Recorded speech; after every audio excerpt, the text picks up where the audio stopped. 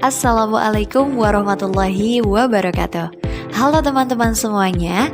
Baik, sebelumnya yang kami hormati dosen pengampu mata kuliah penulisan bahan ajar Ibu Figiati Indra Dewi. Di sini perkenalkan kami dari kelompok 2 PBSI 3B akan memaparkan bahan ajar SMA kelas 10 semester 2 yakni mengenai materi teks negosiasi yang akan disampaikan oleh 4 orang yaitu oleh Dea Rahmawati, Diana, Fitri, dan Herawati. Langsung saja kita akan membahas materi mengenai teks negosiasi. Simak dengan baik ya teman-teman. Teks negosiasi. Negosiasi adalah proses tawar-menawar antara dua belah pihak untuk mencapai kesepakatan bersama. Teks negosiasi merupakan teks yang di dalamnya memuat tulisan berisi proses tawar-menawar antara dua belah pihak yang memiliki kepentingan yang berbeda untuk mencapai suatu kesepakatan. Tujuan dari teks negosiasi adalah tercapainya kesepakatan antara dua belah pihak yang berbeda kepentingan. Untuk itu diperlukan cara yang tepat agar perbedaan-perbedaan dapat terselesaikan tanpa menyebabkan kerugian baik dari pihak manapun. Baik pihak yang menyampaikan pengajuan maupun penawaran harus melakukan dengan cara yang tepat. Ciri-ciri dari teks negosiasi yaitu ada 4. Yang pertama, menghasilkan kesepakatan yang saling menguntungkan. Yang kedua, mengarah pada tujuan praktis. Yang ketiga, memprioritaskan kepentingan bersama. Dan yang terakhir yaitu merupakan sarana untuk mencari penyelesaian. Baik, selanjutnya kita akan membahas mengenai faktor-faktor yang dapat menentukan keberhasilan sebuah negosiasi. Yang pertama, yaitu kesediaan semua pihak untuk berkompromi dengan pihak lain. Artinya, menerima jika ada perbedaan pendapat di antara kedua belah pihak. Yang kedua, tidak ada pihak yang dirugikan. Artinya, kedua belah pihak tidak boleh dipaksakan, tetapi harus mencapai kesepakatan bersama. Yang ketiga, kesepakatan yang dicapai bersifat praktis atau dapat dilakukan. Artinya, keduanya melakukan kesepakatan secara bersama-sama. Kemudian, yang terakhir, adanya alasan yang disertakan yang mampu mempengaruhi pihak lain. Artinya, adanya alasan yang mendukung dalam pengajuan dan penawaran yang dilakukan dengan sopan yang disertai dengan alasan yang logis sehingga secara halus dapat mempengaruhi pihak lain. Nah, faktor-faktor tersebut ada di dalam teks negosiasi. Bisa saja ada semuanya, tetapi juga ada beberapa saja dalam teks negosiasi. Baik, selanjutnya mengenai struktur dalam teks negosiasi. Jadi, di dalam negosiasi terdapat struktur yang dimiliki secara khas. Jadi, ada 5 struktur. Yang pertama yaitu orientasi. Nah, orientasi merupakan awalan dari teks negosiasi. Biasanya berupa pembukaan, adanya salam pembuka atau adanya sapaan. Nah, yang kedua yaitu adanya pengajuan. Jadi, pernyataan pihak pertama untuk meminta dan mengajak pihak kedua menanggapi tuntutannya. Jadi, suatu hal berupa barang atau jasa yang ingin dibeli oleh pembeli atau konsumen. Yang ketiga yaitu penawaran. Nah, penawaran adalah inti dari teks negosiasi. Penawaran timbul karena adanya pengajuan. Saat pengajuan, salah satu pihak dianggap tidak sesuai dengan tujuan pihak lainnya, biasanya pihak tidak setuju akan melakukan penawaran. Maka di situ akan melakukan penawaran atau tawar-menawar antara kedua belah pihak. Kemudian yang keempat yaitu persetujuan. Jadi setelah tadi adanya tawar-menawar, kemudian ada persetujuan yang disepakati oleh kedua belah pihak. untuk mencapai kesepakatan bersama. Nah, yang terakhir yaitu adanya penutup. Artinya penutup di sini bagian akhir dari sebuah teks negosiasi. Bagi itu ucapan terima kasih ataupun penutup bagi antara kedua belah pihak yang melakukan transaksi atau menyelesaikan masalahnya. Nah, untuk materi selanjutnya yaitu kaidah kebahasaan di dalam teks negosiasi. Jadi di dalam teks negosiasi itu mempunyai kaidah kebahasaannya.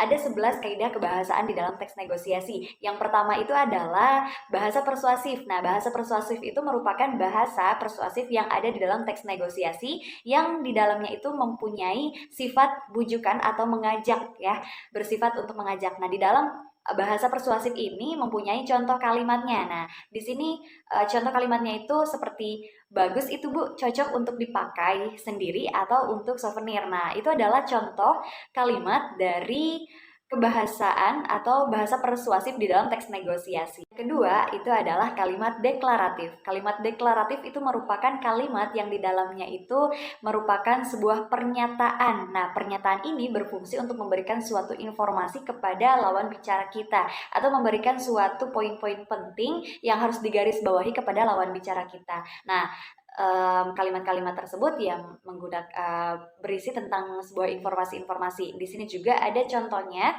Contoh di kalimat deklaratif itu adalah kualitas kaos ini setara dengan yang impor. Nah, jadi meskipun kalimat itu pendek, tetapi kalimat tersebut mempunyai informasi yang memang kita bisa sampaikan kepada lawan bicara kita yang sepertinya tadi kualitas kaosnya dibicarakan, terus juga secara setara dengan kaos-kaos impor lainnya gitu. Jadi kalimat deklaratif itu merupakan kalimat yang dimana di dalamnya itu mempunyai sifat informasi atau sebuah pernyataan yang berfungsi untuk memberikan informasi kepada lawan bicara kita. Yang ketiga, kaidah kebahasaan dalam teks negosiasi itu adalah menggunakan kalimat yang sopan. Karena kita menggunakan kalimat yang sopan dengan lawan bicara kita itu akan berfungsi untuk mengambil hati atau memberikan ketertarikan antara konsumen misalnya gitu ya.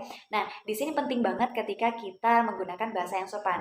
Di dalam kaidah kebahasaan teks negosiasi, contoh dalam kalimat yang sopan itu ada. Yang pertama, kalau harga segitu saya rugi Bu. Nah, itu adalah contoh kalimat yang menggunakan bahasa yang sopan. Nah, saya contohkan lagi untuk kalimat yang tidak menggunakan bahasa yang sopan atau yang tidak sopan. Nah, enak saja, nawar gak pakai mikir. Nah, nawar gak pakai mikir itu menggunakan bahasa yang tidak sopan. Nah, jangan sampai kita dalam bernegosiasi atau sedang berkomunikasi dengan siapapun itu, kita menggunakan bahasa-bahasa yang kasar. Nah, itu akan menimbulkan rasa kecewa bagi konsumen misalnya seperti itu. Jadi, keempat itu menggunakan konjungsi atau kata penghubung. Nah, di sini contoh kalimatnya adalah ibu tidak akan menyesal walaupun harus membayar agak mahal. Nah, itu merupakan kalimat yang menggunakan kata konjungsi. Yang kelima, di dalam kaidah kebahasaan teks negosiasi itu menggunakan kalimat yang efektif. Maksudnya apa? Kalimat yang efektif itu kalimat yang kita gunakan atau kita bisa disebut dengan singkat, padat, dan jelas. Jadi orang lawan bicara ketika sedang bernegosiasi itu mereka langsung paham untuk memahami apa yang kita bicarakan karena memang isi dari kalimat-kalimat tersebut menggunakan kalimat yang singkat, padat, dan jelas atau efektif.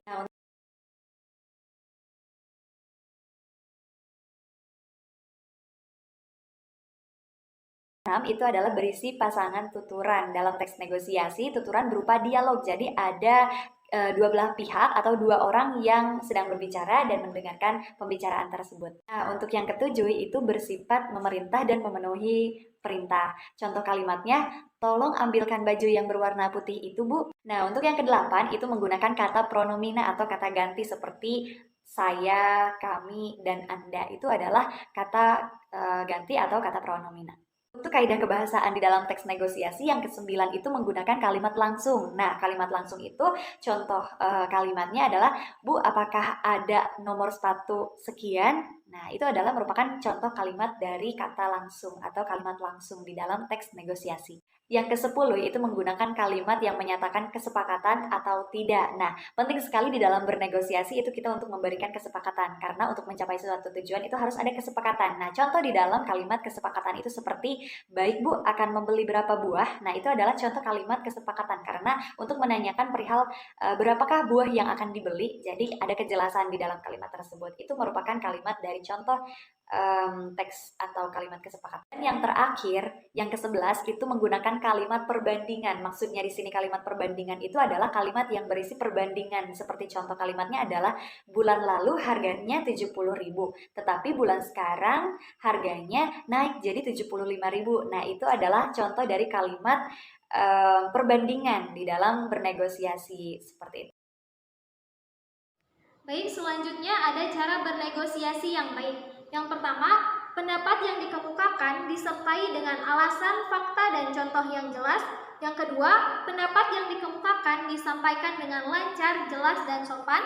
Yang ketiga, perhatikan penjelasan pendapat yang dikemukakan. Hal ini berhubungan dengan gaya bicara orang yang mengemukakan pendapat. Yang keempat, agar mudah dipahami oleh orang lain, sampaikan pendapat-pendapat yang dilakukan dengan suara atau intonasi yang keras.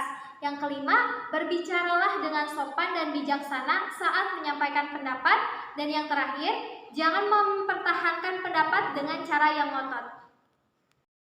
Berikutnya ada langkah-langkah menulis teks negosiasi. Yang pertama, menentukan ide pokok. Ide pokok ini dapat diambil berdasarkan pengalaman diri sendiri ataupun pengalaman orang lain. Yang kedua, menentukan tokoh. Tokoh atau pihak yang bersengketa ditentukan sesuai topik teks, yaitu pihak pertama sebagai pengaju dan pihak kedua sebagai pemberi penawaran. Yang ketiga, menentukan latar waktu dan tempat. Hal ini berdasarkan profesi tokoh yang dapat mendukung suasana dalam kegiatan bernegosiasi. Yang keempat, menentukan alasan rasional. Penyelesaian masalah dalam negosiasi harus dilakukan secara rasional melalui pertimbangan kedua belah pihak sesuai topik. Yang kelima, mencari sumber atau bahan referensi sehingga pembahasan tentang topik negosiasi tidak berada di luar batas. Yang terakhir, kalian dapat mengembangkan isi teks negosiasi berdasarkan struktur teks negosiasi.